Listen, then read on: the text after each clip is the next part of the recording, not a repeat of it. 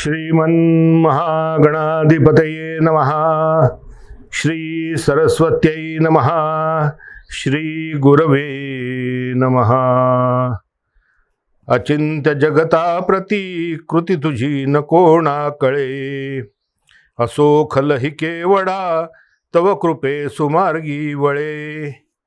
उणे पुढतीये तुझ्या खचित रत्न चिंतामणी, श्री सतत माझिया वरद हस्त ठेवा झणी। आलास जगी लावण्या परतुनी सुवाटे जग, समर्थ गुरुराजया भूषवी नाम नारायण। म्हणून तुझ प्रार्थना सतत जोडूनी करा, करी पदनतावरी बहुदया नरोषा धरा। सद्गुरु श्री गजानन महाराज की जय।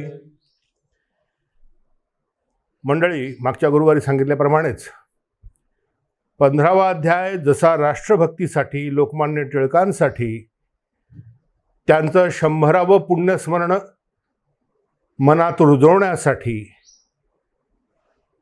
आणि त्याचबरोबर महाराजांचा कृपा प्रसाद राष्ट्रभक्तांच्या पाठीशी कसा होता, समर्थांच्या शिवाच्या पाठीमागे समर्थ रामदास स्वामी, तसेच लोकमान्य टिळकांच्या मागे गजानन महाराज कसे होते हे आपण मागच्या गुरुवारी बघितलं आहे।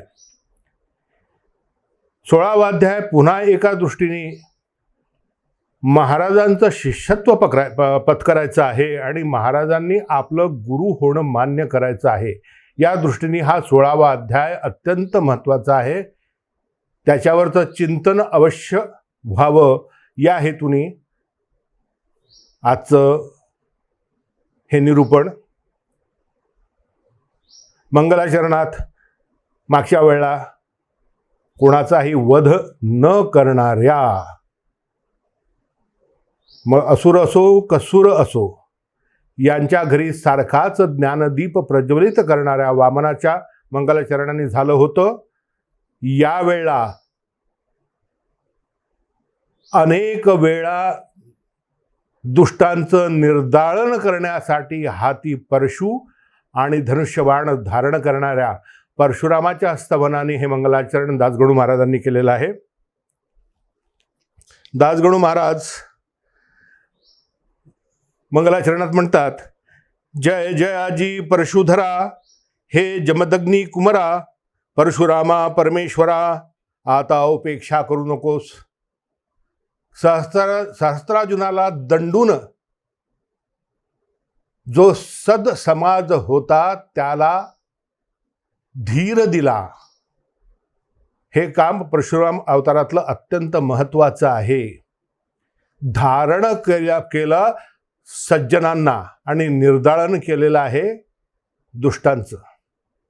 जे माजलेले होते, ज्यांना घमंड झाला होता आपल्या शक्तीचा, अशा सहस्रार्जुनासारखे अनेक क्षत्रिय दुष्ट यांचं निर्दाळन करत पुन्हा सत्वप्रधान समाज निर्माण करायचा आणि प्रभू रामचंद्राच्या अवताराची मुहूर्तमेढ रोवायची, हे काम परशुरामांनी केलेलं आहे। या अध्यायात भक्त प्रतिपालक श्री गजानन महाराज यांचे लीला प्रसंग आपल्याला बघायचे आहेत। मुणगावबद्दल मागच्या आपण काही 2 गुरुवारपूर्वी भरपूर ऐकलं आहे।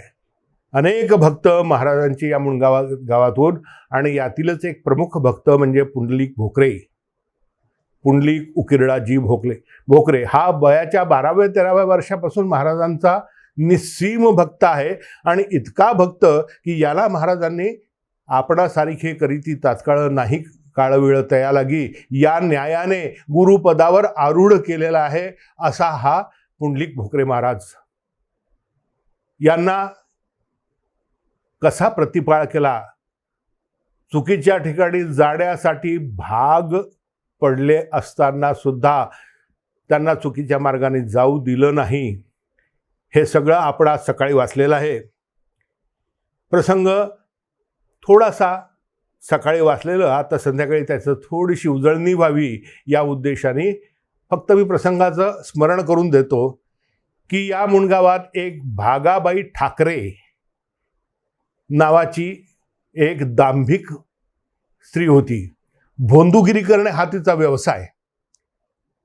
याला नादी लाव, त्याला नादी लाव, याला त्याच्याकडे ने, त्याला त्याच्या मूळ स्तोतापासून वंचित कर, तिथे तोड, हे सगळं काम ही भागाबाई ठाकरेन करत होती. आणि या भागाबाई ठाकरेंनी एक दिवशी आमच्या पुंडलिक बोकरेंच्याच निष्ठेवर घाला घातला. आणि ती म्हणते काय की वा गुरु कसा पाहिजे, वा गुरु कसा पाहिजे हे म्हटल्याबरोबर ती भागाबाई ठाकरेन दांभिक, दंभाचार फैलवणारी, ढोंगी अशी जरी स्त्री होती तरी दासगणू महाराजांनी तिच्या तोंडून सुद्धा सत्य वदवलेलं आहे. दासगणू महाराज म्हणतात भागाबाई ठाकरेच्या मुखातून, भागाबाई ठाकरे म्हणते पुंडलिका, गुरु असावा महाज्ञानी, चातुर्य शास्त्र चिंतामणी, गुरु असावा परमगुणी, भक्तिपंथा ते दाविता. आणि तुझे महाराज, तू गजानन महाराज करतोस, ह्याच्यात कुठेतरी बसतात का? वेड्यासारखा व्यवहार, काही घेणं देणं नाही, कोणाचंही अन्न खातो, कुठेही फिरतो, अंगावर कपडेही ठेवत नाही, आणि अशाला तू गुरु म्हणतोस, हे बरोबर आहे का? बिचारा भोळा भाबडा आमचा पुंडलिक विचारात पडला. त्याच्यापेक्षा असं कर, उद्या आपण अकोटला जाऊ आणि अकोटला तिथे एक फार विद्वान असे काशीनाथ नावाचे गुरु आलेले आहेत, त्यांचा अनुग्रह घेऊ. केवढं बुद्धिभेद करण्याचा प्रयत्न हो. तो म्हणाला की भागाबाई पाहू, उद्याचं उद्या पाहू, आता मी त्याच्यावर विचार करत नाही. आणि रात्री महाराजांनी या पुंडलिकाला म्हणे, तुला पुंडलिकाला ती भागाबाई म्हणते, अरे तुझा ताप दूर केला फक्त, आणि म्हणून तू त्यांना मानतोस, पण त्यांनी तुझ्या कानात मंत्र सांगितलाय का? गुरुमंत्र दिलाय का तुला काही? आणि असं जर नाही मग त्यांना तू गुरु का मानतोस? पुंडलिक विचारात पडला. म्हणे ठीक आहे, उद्याचं उद्या पाहू, तू म्हणतेस त्याप्रमाणे मी यायला तुझ्यावर तयार आहे. आणि रात्र 3 प्रहराला महाराजांनी दृष्टांत दिलेला आहे पुंडलिकाला. कानात काही बोलला म्हणून का तो गुरु झाला, लोक कान गोष्टीला किती करतात, मग ते काय एकमेकांचे, काय गुरु होती साचे, नादी दंभाचाराचे पुंडलिका तू लागू नकोस. की दंभाचार आहे त्याच्या मागे तू जाऊ नकोस, तुला मंत्र पाहिजे हे घे, असं म्हणत महाराजांनी त्याच्या गणगणगणात होते. अजून काय पाहिजे? तो स्वप्नातच उठून बसला. पाहिलं तर दिगंबर मूर्ती महाराजांची समोर उभी. त्याने दंडवत घातला. म्हणे महाराज तुमच्या पायातल्या पादुका मला द्या. आणि महाराजांनी ह्या घे असं म्हणत आपल्या पादुका त्याच्याजवळ दिल्या आणि ते घेता घेता याला जाग आली. असा प्रसंग आहे. फार सुंदर वर्णन करतात दासगणू महाराज. आणि असा प्रसंग वर्णन केल्यानंतर आपण चिंतन कशाचं करायचं, तर खरा गुरु कोण? अरे समर्थ रामदास सांगतात, मुख्य सद्गुरूचे लक्षण, आधी पाहिजे विमळ ज्ञान, निश्चयाचे समाधान स्वरूप स्थिती, याही वरी वैराग्य प्रबळ, वृत्ती उदास केवळ, विशेष आचरे निर्मळ, स्वधर्व विषयी, जो ब्रह्मज्ञान उपदेशी, अज्ञान अंधार निरासी, जीवात्मया परमात्मयाशी ऐक्य करी, असा जो तो सद्गुरू. आणि मग आता या कसोट्या लावून पहा महाराजांना. एक एक शब्द, एक एक अक्षर महाराजांना किती चपखल लागू आहे हे आपल्याला लक्षात येईल. आणि म्हणून समर्थ एवढं म्हणून थांबत नाहीत. समर्थ म्हणजे आमचे हाडाचे मास्तर आहेत, हातात छडी आहे. प्रेमाने समजावून सांगतात, नाही समजलं तर थडकन एक तडाखा देतात. समर्थ म्हणतात, शिष्यास न लाविती साधन, शिष्यास न लाविती साधन, न करविती इंद्रिय दमन, ऐसे गुरु अडक्याचे तीन, मिळाले तरी त्यजावे. अरे जे तुम्हाला शिष्याला खरी शिस्त लावत नाहीत, इंद्रिय दमन शिकवत नाही, साधनेला प्रवृत्त करत नाहीत, असे अडक्याला 3 जरी गुरु मिळालेत तरी त्यांना त्याजावं. अहो, हे सगळं सद्गुरूबद्दल ठीक आहे. सद्गुरू तर आपले महाराज तसेच सद्गुरू आहेत याची प्रचिती आपल्याला येते. पण आपण त्यांच्या कसोटीवर उतरायला पाहिजे. सगळं सद्गुरूंनीच ठरवायचं आणि आपलं कर्तव्य काही नाही असं होऊन म्हणून चालणार नाही, असं वागून चालणार नाही. म्हणून समर्थ सर्वात मोठा दासबोधातला 104 ओव्यांचा समास आहे, सत्शिष्य लक्षण. आणि त्यातली मुख्य ओवी ही आहे की मुख्य सत्शिष्याचे लक्षण सद्गुरुवचनी विश्वासपूर्ण, अनन्य भावे शरण या नाव सत्शिष्य. 2 कसोट्या आहेत. सत्शिष्याचं जे लक्षण सांगितलं आहे त्यातलं सद्गुरुवचनी विश्वासपूर्ण आपण ठेवतो का? महाराजांनी जे तत्वज्ञान, ज्या गोष्टी, ज्या लीलांद्वारे सांगितलेल्या गोष्टी, याच्यावर 100% आंतरिक विश्वास आपला आहे काय? आपली गत त्या भागाबाई ठाकरेंनी गोंधळात टाकलेल्या पुंडलिकासारखे होते. घटकेत आपला विश्वास आहे महाराजांवर. हो, महाराजांनी सांगितलं आहे, आपला विश्वास बसला. पण घटकेत आपलं मन पलटते. म्हणून सद्गुरुवचनी विश्वासपूर्ण आणि अनन्य भावे शरण, हा अनन्य भाव हा आवश्यक आहे. आणि अनन्य भाव होण्यासाठी त्याच्यात सुद्धा आपण थोडीशी चलाखी करतो. कशी? देवा, सगळं तुझंच आहे, हा देह तूच दिलेला आहेस, ही धनसंपदा तूच दिलेली आहेस, हे माझं सगळं तुझंच आहे, माझं काहीच नाही, मी तुला काय देऊ?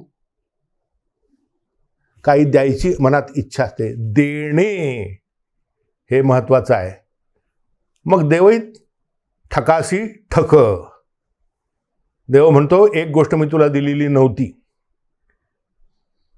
हे शरीर माझं, हे मन माझं, तुझ्यातली बुद्धी माझी, तुझ्यासाठी निर्माण केलेली ही संपदा माझी, सगळं मान्य आहे. पण एक गोष्ट मी तुला दिलेली नाही, अहंकार. तो तुझा तूच निर्माण केलेला आहेस. की माझं शरीर एवढं सुंदर, माझं मन इतकं उदार. आपल्याला स्वतःला वाणी, मला कोण वाणी? मला मीच वाणी. माझं मन उदार, मी मोठ्या अंतःकरणाचा, माझी बुद्धी म्हणजे बृहस्पतीला लाजवेल अशी. हे माझं माझं माझं माझं करता करता या मीच्या पाठीमागचा अहंकाराचा फुगा इतका फुगतो की मग त्याच्या पुढे काहीही दिसत नाही. आणि भगवंत म्हणतात की हाच अहंकार मला समर्पित कर, हा अहंभाव तू मला समर्पित केलास की तुझा उद्धार मी करतो. आणि तेच पुंडलिकाकडनं अपेक्षित होतं. पुंडलिकाने तेच केलं आणि महाराजांनी त्याला प्रसाद रूपी ज्या पादुका दिल्या, इतका विश्वास, सद्गुरुवचनी विश्वासपूर्ण, की रात्री झोपेत स्वप्नात एका हरिश्चंद्राने दान दिलं होतं विश्वामित्राला, आणि दुसऱ्या दिवशी तो तसाच खरं मानू लागला. त्याचप्रमाणे पुंडलिकाला रात्री स्वप्नात दृष्टांत झाला, पादुका दिल्या, पण या पादुका मिळाल्या कुठे, गेल्या कुठे? म्हणून हा माणूस सकाळपासून उठल्यापासून हा गावाच्या विश्वर, मुणगावच्या विश्वर जाऊन उभा राहिला. मध्यान्नीच्या समयाला झामसिंग शेगावून परत आला. महाराजांनी त्याला पुंडलिकाला देण्यासाठी पादुका दिल्या. आणि हा झामसिंग आल्यावरून हा विचारतो पुंडलिक की महाराज, तुम्ही शेगावून आले का? तो म्हणे, हो, शेगावला गेलो होतो 2 दिवस, 2 दिवस तिथे मुक्कामाला होतो आणि मी आता परत आलेलो आहो. मग माझ्यासाठी महाराजांनी काही दिलं का तुमच्याजवळ? किती विश्वास! हा विश्वास असाच होता. झामसिंगाला आश्चर्य वाटलं की याला कसं कळलं की महाराजांनी याला देण्यासाठी काहीतरी दिलाय. म्हणे, का असं तू का विचारतोस? त्याला पकडला, हात धरला. अरे गावचा सर्वात मोठा जमीनदार आमचा झामसिंग राजपूत पुंडलिकाला घेऊन घरी आला, घरी बसवलं. म्हणे सांग तू मला असं का विचारलं, माझ्यासाठी महाराजांनी काय दिलं. म्हणे त्याने सगळी गोष्ट सांगितली की रात्री मला स्वप्न पडलं आणि महाराजांनी पायातल्या पादुका काढून मला दिल्या आणि त्याची नित्यपूजा करायला सांगितलेली आहे. तर तुम्ही शेगावून आले तर तुम्ही माझ्यासाठी काय आणलं. झामसिंगाने लोटांगण घातला आहे पुंडलिकासमोर. खरंच तुझी भक्ती अवर्णनीय आहे, ह्या घे पादुका. आणि महाराजांच्या पादुका काढून झामसिंगाने पुंडलिकाच्या हाती दिल्या.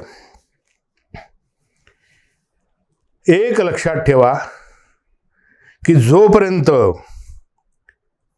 अहंकार, मी आत्ताच बोललो, अहंकाराची बाधा पुंडलिकाला नव्हती, संपूर्ण समर्पण भाव होता, म्हणून महाराजांच्या पादुका स्वप्नात दिलेल्या प्रत्यक्षात त्याला मिळाल्या.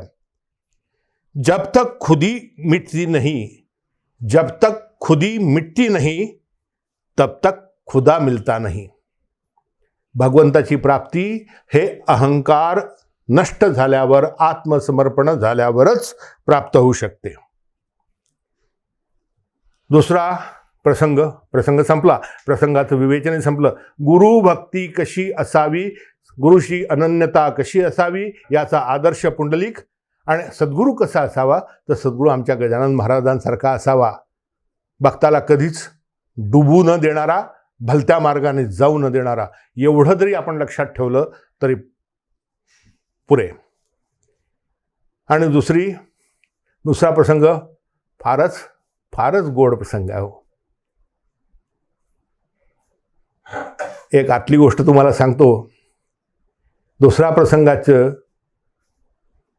भाऊ कवराची भाजी भाकरी.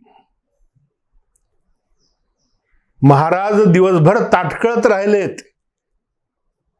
लोकांनी पंचपक्वान्नांनी भरून आणलेली ताटं अव्हेरल्या गेलीत. माझं भोजन 4थ्या प्रहरी होणार आहे. का तर पुंडलिक घेऊन आला, आपला भाऊ कवर घेऊन येणार होता. भाकरी ती ज्वारीची, कांदा भाजी आंबाडीची, ऊन पिठले हिरवी मिरची ऐसे तयार करावे. घरी हक्काचं कोणी नाही. वहिनी तापडडोक्याची, नानी तिचं नाव. पण ती सुद्धा आनंदाने तयार झाली की काय करायचं, तुम्ही असे उदास का, आपल्या दिराला विचारते. म्हणे तुला काय सांगू वहिनी, माझ्या मनात असं आहे. मग त्यात न सांगण्यासारखं काय आहे. अहो काही न आपुल्या गेही उणे, कृपेने गजाननाच्या. गजानन महाराजांच्या कृपेने आपल्या घरात काहीच कमी नाही आहे. आत्ता बनवते आणि ती स्वयंपाकाला लागली. तिने 3 भाकऱ्या, आंबाडीची भाजी, पिठलं, मिरच्या, कांदा याची शिदोरी बांधली आणि हा निघाला. पण 12ची गाडी चुकली. दुसरी गाडी 3 वाजताची. त्या 3 वाजताच्या गाडीमुळे हा माणूस 4:30 वाजता तिथे पोहोचला. आणि तोपर्यंत महाराज वाट पाहत बसलेले होते.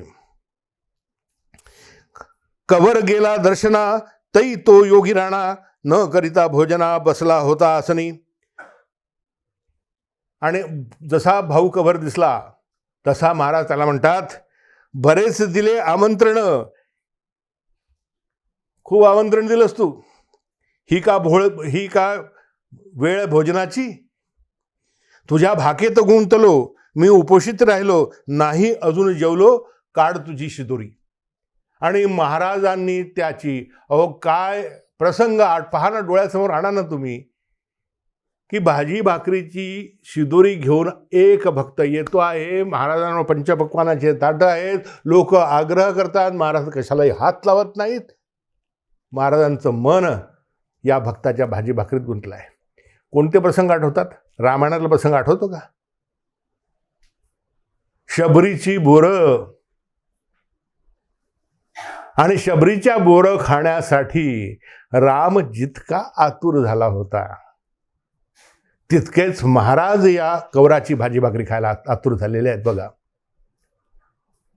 दुसरा प्रसंग, दुर्योधन का मेवा त्यागो, दुर्योधन का मेवा त्यागो, विदुर की कणिया खाए, चलो विदुर घर जाए, उधो जी चलो विदुर घर जाए. अहो, शिष्टाईसाठी ज्यावेळेला भगवान श्रीकृष्ण हस्तिनापूरला गेलेत, दुर्योधनाने खूप आग्रह केला की माझ्या घरी जेवायला चला, तुमच्यासाठी पाहिजे ते पक्वान्न बनवतो. नाही गेला भगवान गेले विदुराकडे, भक्ताकडे. आता भक्त जरी होता तरी अगदी कड्या खाण्याची परिस्थिती नव्हती बरं त्याची. अहो, हस्तिनापूर सारख्या साम्राज्याचा महामंत्री. पण आपण म्हणतो ना की बा काय पिठलं भात खाऊन घेऊ, भाजी भाकरी चालेल. तसंच या ह्याच्यात भगवंताने जे काही विदुराकडे शिजलेलं होतं, कण्या खाण्याची परिस्थिती विदुराची नव्हती. विदुर सुद्धा महामंत्री होता एका साम्राज्याचा. परंतु भक्ताकडे जेवायला गेलेले आहेत, दुर्योधनाच्या साम्राज्याला भुली पडली नाही. तशीच महाराजांनी सुद्धा भाऊ कवराची भाजी भाकरी खाल्ली. महाराजांना भाजी भाकरी खूप आवडायची. आणि एक अंतरंग तुम्हाला सांगतो, मला एक भाजी भाकरी खूप आवडते, ठेचा भाकरी खूप आवडते.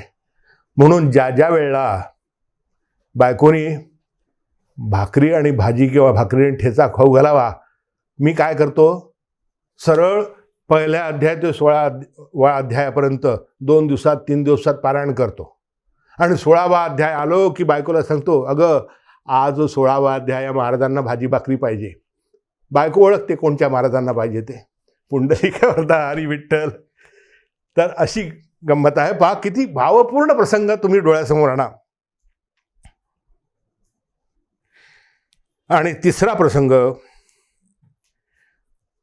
अहो, सेवेचा आदर्श कसा असावा, संत सेवेचा आदर्श कसा असावा या बाबतीत आहे. तुकाराम शेगोकार, जातीनी माळी, अत्यंत गरीब, शेतमजुरी करणारा रांगडागडी. शेतात मजुरी करताना हिवाळ्याचे दिवस, सकाळी शेकोटी पटवलेली आहे आणि शेकत बसला आहे. तिकडून शिकारी येतो काय, ससा मारण्याच्या निमित्ताने बंदूक चालवतो काय, आणि एक छर्रा याच्या कानाच्या मागे घुसवून मस्तकात घुसतो काय. आणि मग कोणीतरी याला सांगते की तू आश्रम सेवा कर. मग किती महत्व आहे, किती महत्व आहे. आणि आश्रम सेवा कर, आश्रम स्वच्छ झाडून काढत जा, तुझा त्रास कमी होईल. त्रास कमी नव्हता, घरची गरिबी, मनस्ताप कमी नाही, कामं करताना सतत डोकं भणभणायचं. डॉक्टरने सांगितलं, सगळे डॉक्टरी वैद्यकीय इलाज थकले, तो छर्रा बाहेर निघत नाही डोक्यात घुसलेला. खूप खर्च करून तो बाहेर काढायची परिस्थिती नाही. मग अशा परिस्थितीत संत सेवे वाचून पर्याय नाही. आणि मग एकच होते, सेवा हेच साधन, सेवा हेच साध्य, आणि सेवा हीच सिद्धता. तुकारामांनी तेच केलं. सेवेत सर्वस्व ओतलं.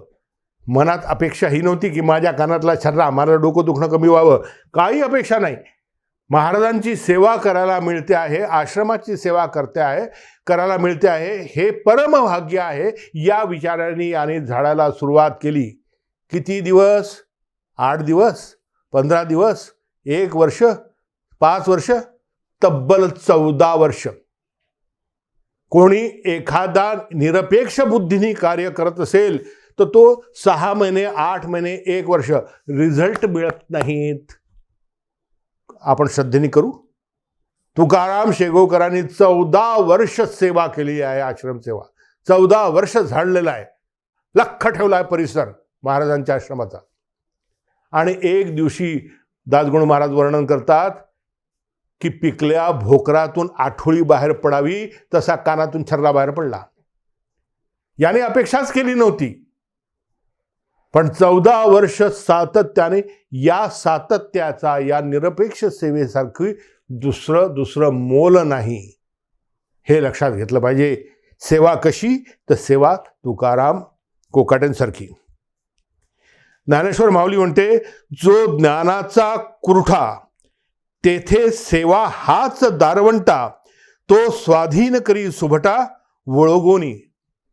अहो, ज्ञानाचा जो मोठा भंडार आहे, धनसंचय आहे, ज्ञान जिथे, त्याचा दारवटा म्हणजे दहलीज, उंबरठा हा सेवा आहे. ज्यांनी ही सेवा अपनावली, ज्यांनी ही सेवा अंगीकारली, त्याला आपोआप ज्ञानाचे कोठार उपलब्ध होते. माऊली सांगते, दास्य भक्ती सात्वे भजन ते दास्य जाणावे, पडिले एक पार्य तितके करावे, सदा सन्निधची असावे गुरुद्वारी. आपल्या देवाच्या जवळ, आपल्या गुरुच्या जवळ आपली सेवा सादर करणे, याच्यासाठी जर आदर्श मानायचा असेल तर तो तुकाराम शेगोकरालाच मानायला पाहिजे. याच्यातला पुन्हा 1% जरी सेवाभाव आपल्या मनात आला तरी आपण निश्चित महाराजांच्या कृपेला पात्र ठरू. थोडीशी सेवा, मग ती सेवा समाजसेवेच्या द्वारे असो, ती सेवा बांधव सेवेच्या द्वारे असो, ती राष्ट्रसेवेच्या द्वारे असो, ती देशसेवेच्या द्वारे असो, ती धर्मसेवेच्या द्वारे असो, कशाही बाबतीत सेवा असो, ती सेवा महाराजांकडेच नेते, महाराजांच्याच कृपेकडे आपल्याला नेते, हा विश्वास ठेवावा. आणि इथेच आपण 16वा अध्याय संपवित आहोत. शुभम भवतु. सद्गुरु श्री गजानन महाराज की जय.